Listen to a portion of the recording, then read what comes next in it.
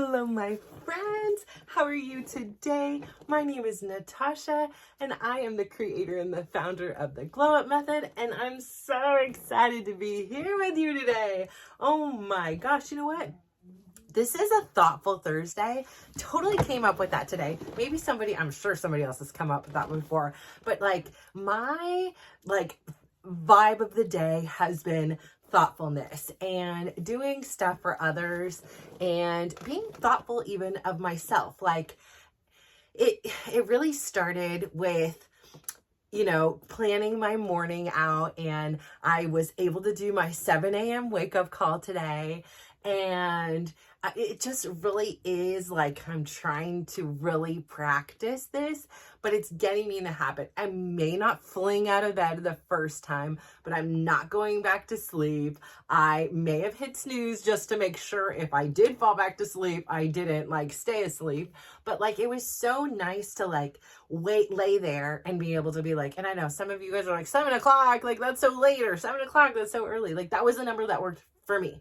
You have to find the number with you. I read the 5 a.m. club and I was love it. I love a lot of the things they were talking in there, but I was I am just not there. My lifestyle does not facilitate a 5 a.m. wake up call at this juncture. I'm not saying it's going to be like that always, but the things that I do, I want to be around my kids. They're often up till 2 or 3 in the morning as it is. I will have a broken sleep. I will, and I can do my best to implement rules, but my neighbor next door is hecka loud, which is my son, and I would be up at all hours. And so for me, my lifestyle doesn't facilitate that. If you can put in the principles for the 5 a.m. club, and that means it's 7 a.m. for you, I think that that's great too. I think the key to life is finding what works for you and not feel this pressure but wait a minute, it's called the 5 a.m. club. It can't be the 7 a.m. club for me. Yes, it can. Who said? You're making the rules to your own game. And so for me, 7 a.m. is on a consistent basis. When I could sleep in is okay, that you're doing good. So I got up at 7, and I usually wake up in the 7s on this day anyways, but I got up at 7, and I just laid there and enjoyed just kind of being in my body for a few minutes. I got to do everything without this hurried rush feeling. I gotta slowly meditate. And usually on Thursday mornings, I'm because I have to go commute to the gym, and there's traffic, and I'm all flustered before I've even left the house because I don't like sitting in traffic, but I love going to this class. So I'm not gonna, I like the class a lot more than I don't like traffic. So here we are, I go to this class. And so I had time to get my meditation in, and I go through, I do this Apple Fitness, whatever. That's where I've been doing my meditation, because you can really tailor it to what you're looking for. So it'll say how long, 5 minutes, 10 minutes, 20 minutes. And I'm still at 5 minutes because I'm really trying to learn how to be really appreciative of what I have in that time, that I've designated that time for that activity. And what I realized today is, I thought it was just me being gluttonous for so many different reasons. I just want more cake, or I want more. But I was okay, why, right? What is it? And I think it boiled down to, again, I took it a little bit deeper today, where I realized that it is because there's this sense of fear. I want more, and maybe I won't have the time to get it at another time, or for, the opportunity or whatever. And so I think that when I am in the zone and I'm loving my meditation, I want more, but I have to trust and be patient and know that there will be more meditation time. It's just not right now. Now's the time for this other activity. And so I think really giving myself a little bit of structure and reminding myself, especially in this fast-paced world we live in, that patience really is power. It's hard to, always remember that. And it's really extremely hard for me to always practice it. But there have been a couple opportunities these last few days when my daughter was stressed, or when I was in a hurry to get to someplace. And I just really was is this going to make it any better? Are you going to get there any quicker? Is this going to solve the problem? No, I'm just going to have patience. So even within my practice of meditating, I had practice to know that, or patience to know that there will be time for more of it. And so it was like this new way of thinking about it. But the theme I picked for the today was kindness. And it was really interesting. It was like it was one of those meditations where they do some talking and stuff like that. But it was really interesting because it was talking about where the kindness starts, and the kindness begins with you being kind to yourself, and that how even in this practice, you are being kind to yourself. And it just really set my whole day for being being filled with kindness. It's a small gesture, but every time I go to the gym and I go to get a big towel, they used to keep the big towels in the front. They didn't think it looked aesthetically, pleasing. So now you have to go all the way to the back of the locker room. And whenever I go there, I always grab 4 or 5 big towels, one for myself and then one, 4 others for other people. And it's just a small thing, but it's like, I'm coming back here anyways. I know many of you want a big towel. This is something small I can easily do, and it brightens somebody's day just by doing a little act of kindness. Like, I think of you, I saw you, you had a need, you didn't speak about it, and I helped fulfill it. It didn't cost me anything. It didn't take me any extra time. It's nice to be thought of. And one time I came in late recently and somebody gave me a towel and I almost had tears in my eyes. I was like, oh, thank you. Like, I was so happy. And oftentimes, like in the class, like people come, they have certain spots and things they like. And I try to be like, here, you can have it. Like, there was a phase when I was like, this is my spot. I'm getting here early and I'm here. And this is where I have my optimal workout. And I was very overcompensating again, because it was like so many years I was just this pushover, and I'd be like, okay, take it, but I was like, but I really want it. Like, inside I would never say it, like, oh no, you have the rest. And I was like, I really wanted some of that, so it wasn't like a genuine place. I did very generous things, but it always had a tinge of like, ow, that hurt. Like, I wanted some of that, and I didn't speak up for myself, or whatever it is. I just wanted to people please.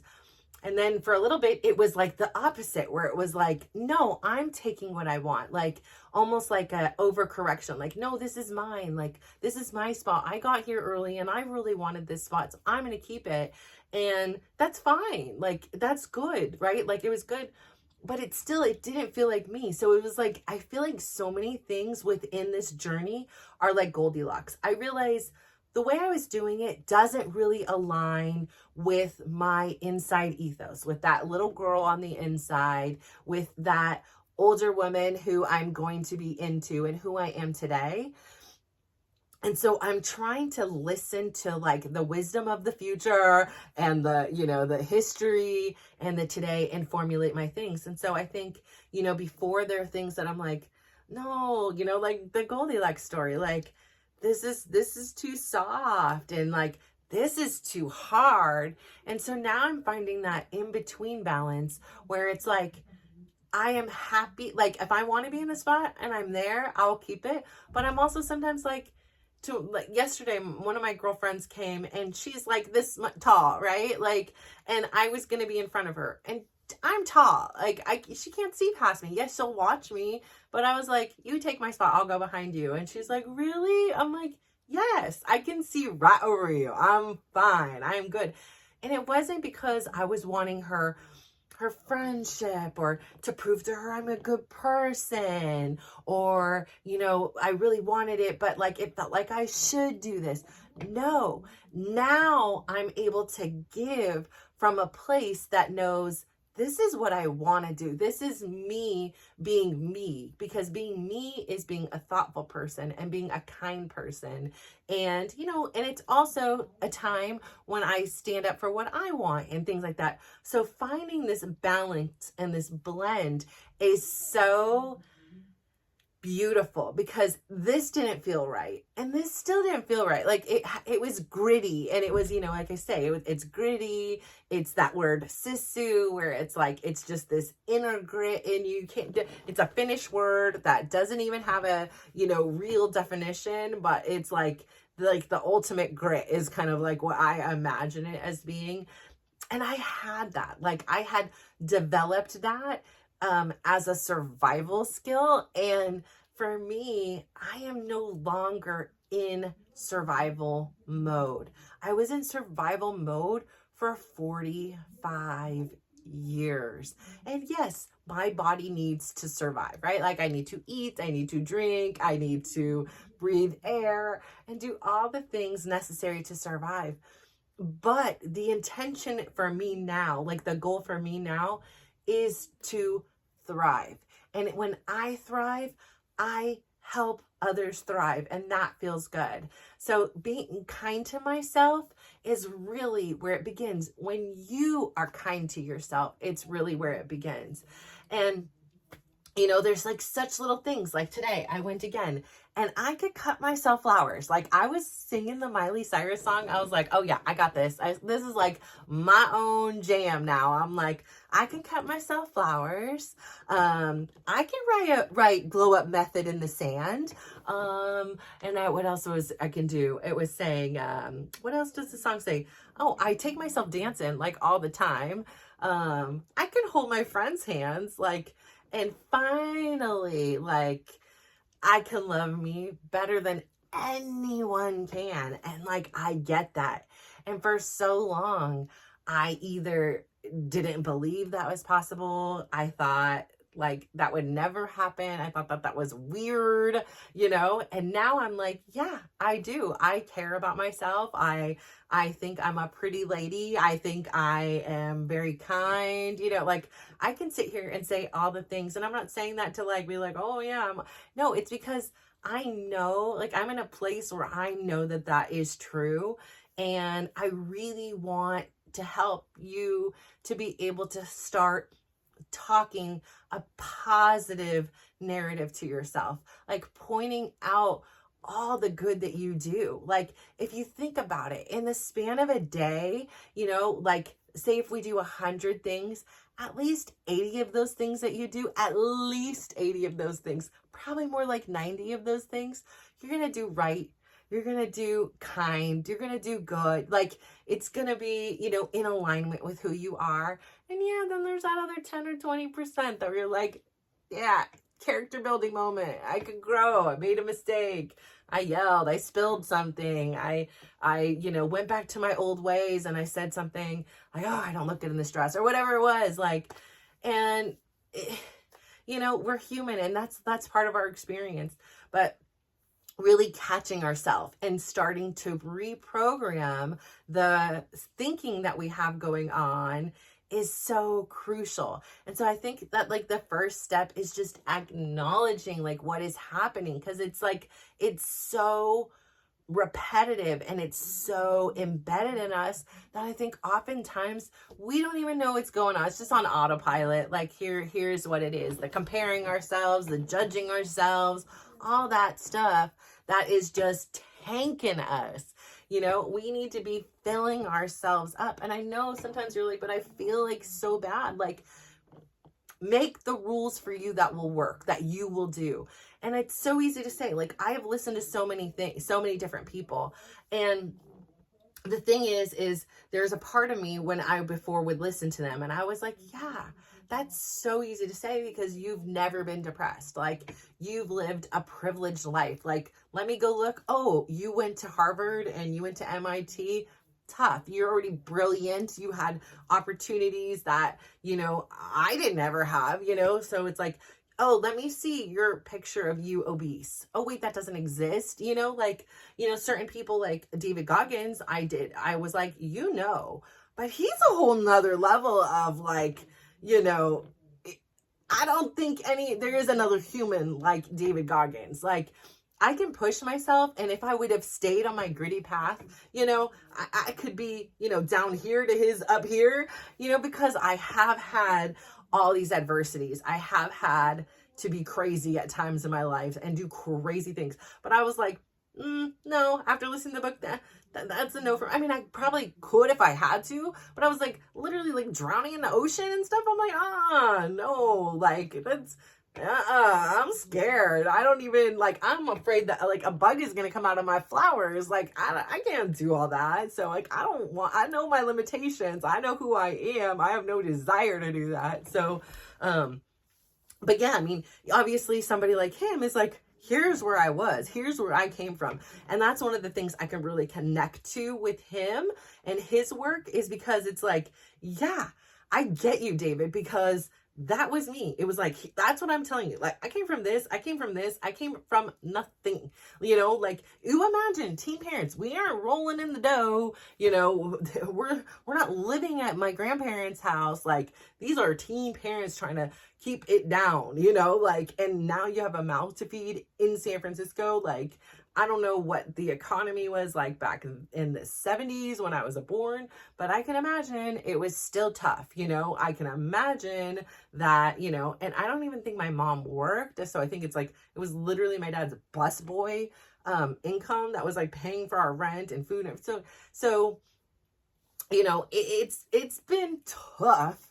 it's been a challenging life, but it really has been filled with so many gifts too. And so I reiterate a lot of the stories about the challenges, because I want you to know that you can have challenges too. And some of your challenges may like blow mine out of the water, and I'll be like, oh my gosh, like, how did you survive that? Right? Like, makes mine look like a walk in the park. And other people may be like, well, I can't even complain about it. But the thing is, it doesn't matter exactly what happens to somebody else. Like, at the end of the day, you are still feeling pain. And your pain and my pain are the same pain. Like, whether it be something small or something big. And so there's no judgment in who won I had the most traumatic life, award. Like, there isn't an award for that. It is to say, I get you. I see you. I feel you. Like, I know what you feel. I have been there.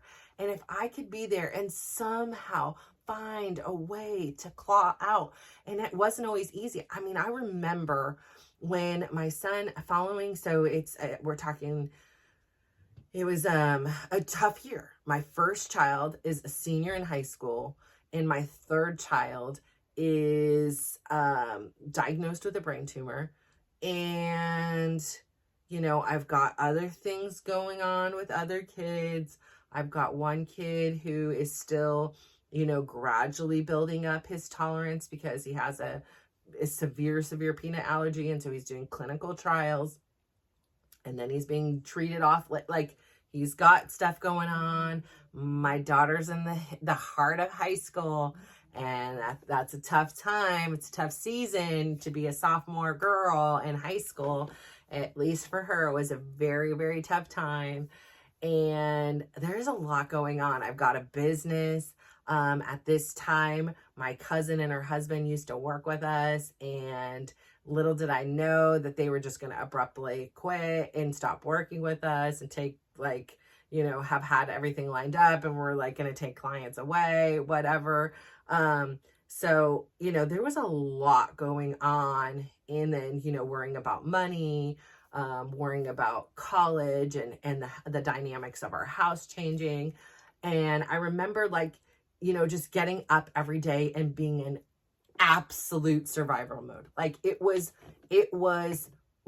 bare basics, bare bottom barrel things is where my energy went. My energy went to the kids. They were my priority. I have no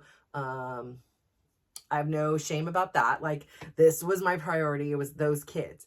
And it went to them, got all the attention, got all the energy. Work got what it could get, everything else got what it could get. But usually I would just, after that, just crash and just veg into a show or just lay in bed and sleep. I would do anything to not try to be present. And even in my sleep, I would have, because that's where it would always manifest out. It was like, you would try to escape it, and it's like, oh no, you're not escaping this. You have to deal with it. And it would just be like, oh, and I totally forget, I'm also helping take care of my uncle who had just had another stroke. So, I was definitely just pulled in so many angles, and I was exhausted. And I remember when my son transitioned from doing homeschool back to school, he only, like, his transitional period was like he would do an hour and then go back home. So I was like, I'm not going to drop him off, literally go home and then turn right back around. And God forbid, if something happened, he had a seizure, he had something, and I wasn't there, I would have felt terrible. So I would sit there in the parking lot while he was in school. And I just remember at one point, and I had this other major financial thing that was like taking up so much time, and I had to get all this paperwork together, and it was just it was like so stressful, absolute worst thing that's ever really happened. Like that, like for me. Oh, so it was just like a terrible time. And I remember sitting in the car, and I remember it raining and watching just staring and just watching the rain come down around the car. And I felt like I was in a fish tank at that moment. But like, I just remember thinking, like, I finally had words to describe what I was feeling on the inside. And I remember picking up the phone because, like I said, I have a therapist, and there's times where I go and there's times where I don't go. And then, it just is like, it's kind of like, yeah, it's not a consistent thing most times, like it'll be like every 2 weeks or whatever. So sometimes it is. Sometimes I need to go 2 times in a week, depending on what, where I'm at. When I was in that stage, let me tell you, it was a 2 time a week kind of stage. But, so basically I remember just picking up the phone and texting her, and I was like, I need a session. Like I need help. And I just remember feeling like, it was one of those rare moments where nobody was around. I didn't have to put on any face for anybody else. I didn't have to do anything else. I was just alone in that car. And I was like, wow, I feel like I'm in a deep, dark well. Like I fell in a well. I don't know why a well. Probably because when I was a kid, the first news I ever watched was this baby Jessica, I think her name was. She fell in the well. I was in. I was watching the news. I couldn't even sleep at night. I'm watching everything was going. What is going on with this baby Jessica? She need to get out that dang well right now. I knew that. Like I was, I think a teenager or young middle schooler or something, but I was stressing over this. Like I still remember the way my room looked. I remember the TV. I remember everything. Like I just remember being in it with this. Now I'm kind of curious what year it was, but I literally can still see it in my mind. But I feels like I'm in a dark well. It's damp, it's dark, and I'm at the bottom. And like you can see way up there, there's a way out, but I just don't care. Like I didn't care. I'll just leave me down here. Just leave me alone. I don't care. I just didn't care. And when I didn't care, like I knew, wait a minute, something is off. Like something isn't right. And I think because so many months and so much pressure had compounded, and I didn't have any release because there was no time for therapy. There was no time for, I was no longer like even had like, I just couldn't even talk to friends. I couldn't do anything. It was just like, I just could prioritize them because that was all the energy I had. I didn't have any more to give anyone else or to share. I just couldn't. And it was just shut down mode in every other aspect. And I gave it all to them and then tried my best to refuel and then give them more. And I remember feeling like that. It was just terrible. It's probably the lowest I've ever felt. And it took a long time to finally say, all right, I'm going to call myself out. Like, or better yet, I'm going to say, hey, you up there, can you help me? I need some help. Like, I'm down here. I'm kind of content being down here, even though I don't like it. It's scary and it's dark and it's wet and it's lonely, but it's just so overwhelming up there. Like, I just don't care right now. I don't have any feelings, and I care because I care about my kids, and I really want them to be happy, and I really want, them to be healthy, but I can't move. And that's kind of how I felt. So I know how it feels to be really lost and down and low. And I really hope, I'm not a therapist, I'm not a, anything like that, but I really hope you know that there are resources out there for you and that you aren't alone. And sometimes you just need somebody to come and sit with you in the well. And sometimes you want somebody to throw you a rope, and you have to define what it is you need. And I think a lot of times, like I remember when I used to feel sad, or I rarely cried in front of anybody prior to this year, at that particular year. After that particular year, I cried so much. Oh my gosh. It was just like my kids were like, oh my gosh, like this lady never stops crying. Like, prior to that, like I pride myself. I was like, no, they have never seen me cry. I am, like, da da da da. So it was like a badge of honor. No, that year, the floodgates, like I cried enough for a lifetime that year. I mean, it was like constantly crying and crying, and I didn't even mean to. It would be just like I was in the car with them and just would start burst out and crying, because it was just a pressure cooker of so much inside that I was currently processing and dealing, not processing, but currently like experiencing and shoving. But it was already overflowed with like a whole lifetime of stuff I had already shoved in. So it was just like, it was like one of those drawers where it's like, there's no more room. It's just flinging out everywhere. And so I think that's where a lot of the tears had came from. And it was compounded by all these new changes and fears and, sudden medical diagnoses and again, like unfortunately, the state of my marriage was such that like we were not a unit, and I didn't feel like I had a teammate or somebody that I could just go to and be like, I could really use a hug. Like I'm really feeling low and I'm really feeling sad, and I remember anytime I would ever cry, like, not in this particular thing, but prior to this, I remember people saying, what's wrong? What's wrong? Like, why are you crying? Why are you crying? And I just remember so many times not having the words to say what it was. Like, I didn't know. Like, I just didn't know why I was crying. And a lot of times I would wait and watch a show, watch one of those sad movies and then let it out.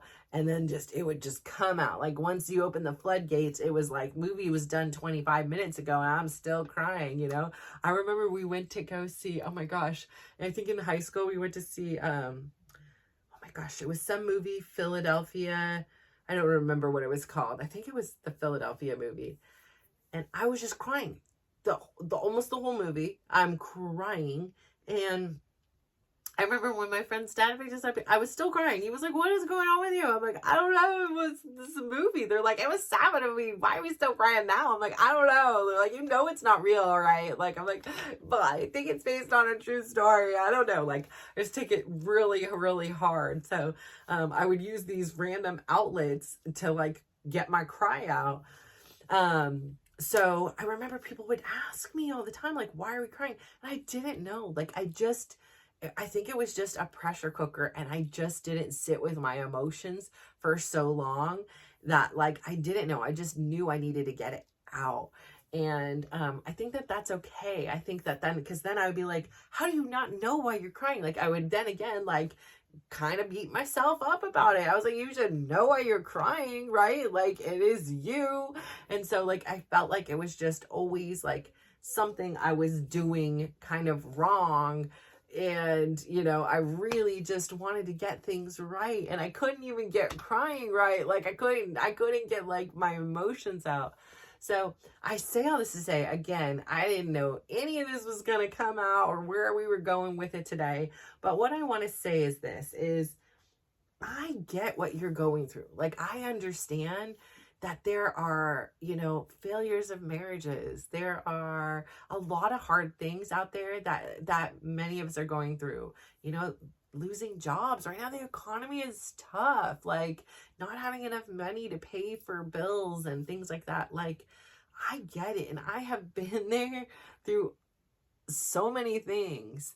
And I found a way to get out of that well, and not only just get out of it. And it's a process. I mean, the timeline I'm talking about, this was 6 years ago.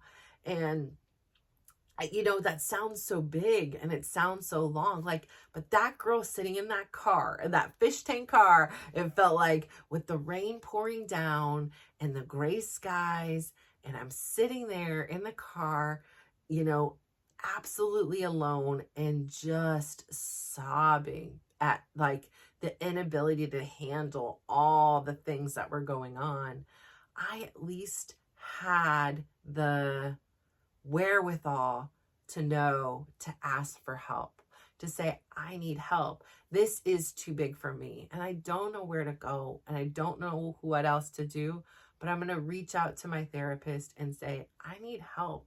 I need a session. And that's really hard for some people, like a person like me who never wanted to ask anybody for help, a person like me who still to this day is honest with her therapist, but I'm also very like, a lot of times I want to make sure I don't disappoint her because, she's known me a long time. And so now I'm getting over that, of course, but like, it's like, and then I also didn't want to burden her with all, my stories, and she might be sad if she hears my story. Like, what am I doing? I'm over here trying to protect my therapist. This is her job. She knows what she's doing. She knew what she signed up when she did this, and you is not going to have the worst story she's ever heard. So get over yourself in a way. But I say, reach out to people. And if it's not a therapist that you feel comfortable, a life coach, a friend, there's hotlines. There's so many different things that you are not alone and you can get out of it. Yes, it's taken me 6 years to get from that car to where I am now. And it's taken thousands and millions of choices in between. And it hasn't always been easy, but 1,000,000% it has been worth it. I would do it all again if I knew I could get to where I was now. If I knew I could somehow experience really tough situations, like with my son. Before I came in filming, he came in here, he was a little bit disappointed. He's like, it's been 3 weeks since my thing. He's like, I did Google, like, I may not be walking for 6 to 8 weeks. And I was like, that's okay, buddy. Like, it's okay. Like, he's disappointed. Like, this is hard. Like, you think about it like, oh, okay, it's knee surgery, get fixed and it's done. No, it's the day to day. It's the sliding up and down the stairs. It's having to ask somebody to help me up the stairs. It's, knowing if I'm supposed to be keeping it straight or should I be bending it more. It's all of these things that are compounded. It's the, tonight he should have been at a practice and not at home. It's he should be in school with his friends because he's a really social guy and he's not. It's, driving for 5 hours this weekend to go to a soccer game. He can't even play in, but he really wants to. So like, there's so many parts of life that are unpredictable. And for me, a big predictable trigger is my kids being hurt or in any form of crisis. And being able to have the tools to navigate this most days is so rewarding. And having the tools to know to take care of myself, however that looks that day. So it may be going out and cutting myself flowers. It may be going out there and doing something kind for somebody else. It may be going out there and saying something really nice to myself, like, hey, your hair looks good today. Like when I'm talking about compliments, it is damn okay to compliment yourself too. Like there'll be times that I'm like, your eyes look so green today. Like you look cute. I like that, or whatever. I'm not, like in my head, I'm not saying this. Sometimes I say stuff out loud just so I can hear it. Right. Like, cause I'm a talker. And I think especially in the beginning, as it was so unfamiliar with me, like I was like, kind of feel weird. Like, can anybody hear me? What am I doing? And I think, becoming more comfortable with the narrative, saying nice things, instead of so stinking comfortable with the narrative of negative.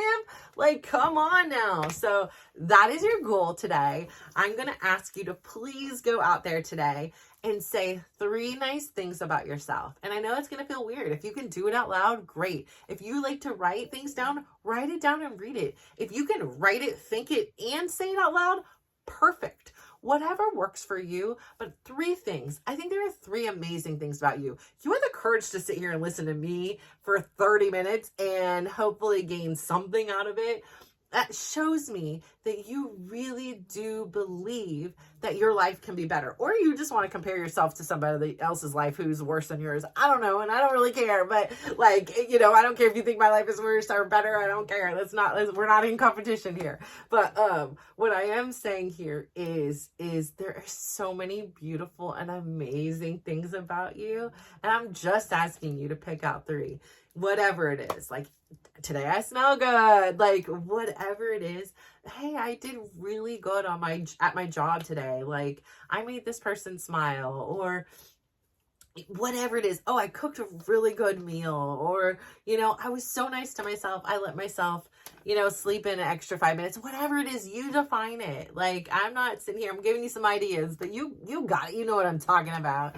So I say all that to say thank you so much again for tuning into me. I adore you. I thank you so much for listening. You are amazing, and you are not alone. You are so loved, and you are so meant to be here. And I really hope you can see just how amazing you are. And if you start practicing saying kind things to yourself, the momentum will start to grow in that direction instead of in the direction of the negativity. And that will immediately start to make you feel better. It will. I promise. Just keep trying. Just keep doing it. Commit to yourself to say 3 nice things about yourself each day, please. So I say all that to say thank you so much for tuning in. I'm so grateful for you. If you can just do me one favor besides the other favors I asked, but go out there, give someone a big smile, give them a compliment, and just watch how they glow up. So thank you so much. Bye.